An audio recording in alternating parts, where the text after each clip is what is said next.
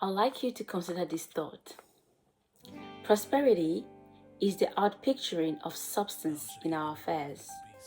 Everything in the universe is for us.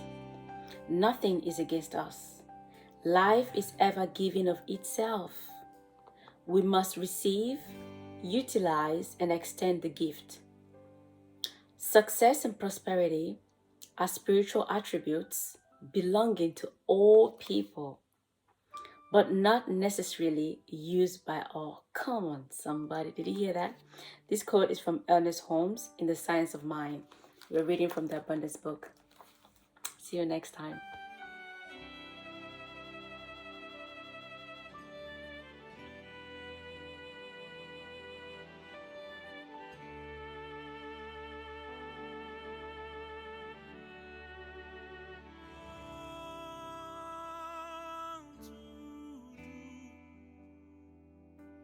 To worship